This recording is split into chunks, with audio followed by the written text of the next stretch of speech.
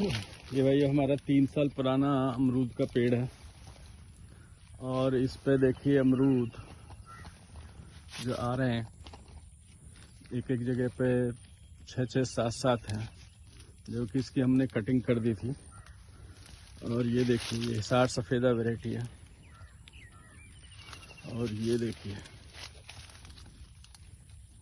इस पे से अभी हम एक बार तोड़ चुके हैं और दोबारा फिर आज हम तोड़ने जा रहे हैं। ये करीब करीब 8 से 10 किलो दे चुका है।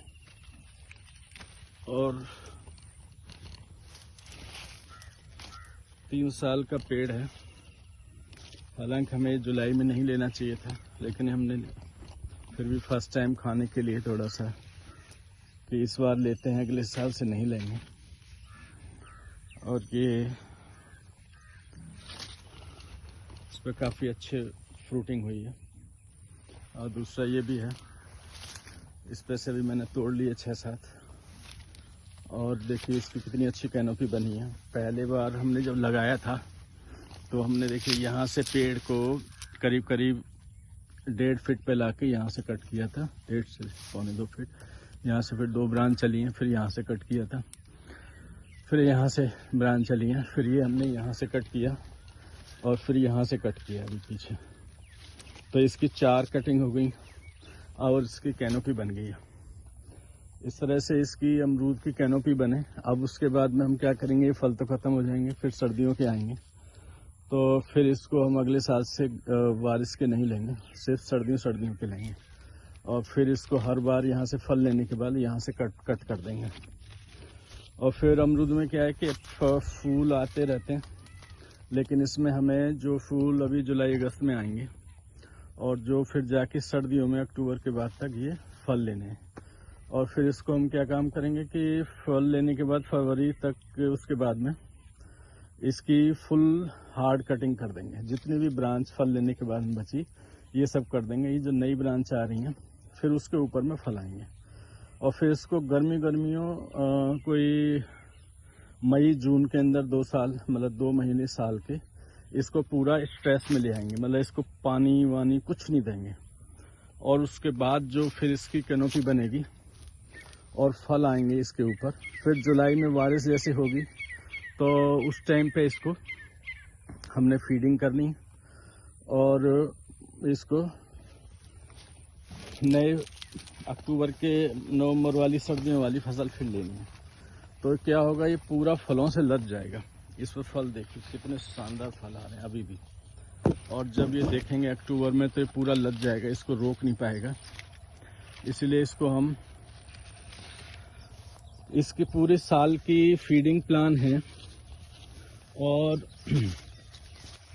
इसके 2 महीने स्ट्रेस के हैं। स्ट्रेस के मतलब मई जून में, और फल जैसे दिसंबर जनवरी फरवरी तक लास्ट ख़त्म हो जाएगा। इसकी कटिंग करके और इसकी शानदार फीडिंग करेंगे। और फीडिंग करने के बाद मार्च अप्रैल में इसकी पूरी फीडिंग करेंगे, जिससे इसकी स्टोरेज क्षमता बन जाए, इसका तना मोटा हो जाए, बहुत सारी ब्रांचेस फुल हो जाए।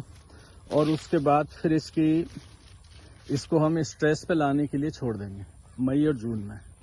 और जुलाई में जैसी बारिश होगी उस समय पे इसकी फीडिंग शुरू कर देंगे और एकदम फ्लावर छोड़ देगा। और फिर सर्दियों में ये फल आएंगे इसमें।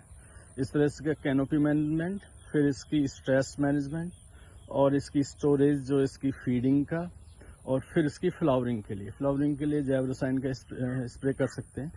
और जब फल आए तो उसमें फल का साइज बढ़ाने के लिए और उसका टेस्ट बढ़ाने के लिए और उसका कलर बढ़ाने के लिए और उसका वेट बढ़ाने के लिए क्या काम करना चाहिए, उस टाइम पे पोटेशियम ज़्यादा चाहिए होता है, बोरोन और कैल्शियम, जिससे फलों का साइज ठीक हो और उस समय जिंक, कोई वायरस वगैरह की बीमारी ना हो।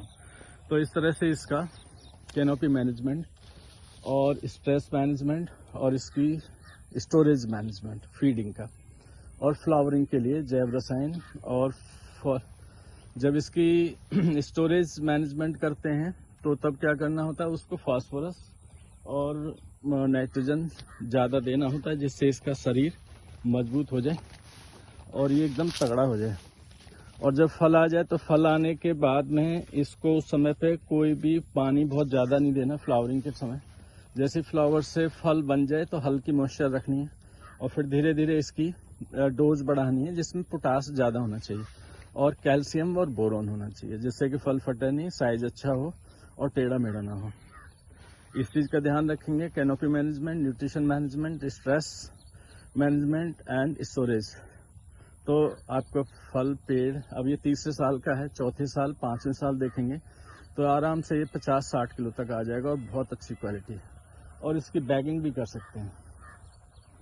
और फिर नेक्स्ट वीडियो में आपको दिखाऊंगा नेक्स्ट उसमें किस तरह से इसका परफॉर्मेंस रहा है।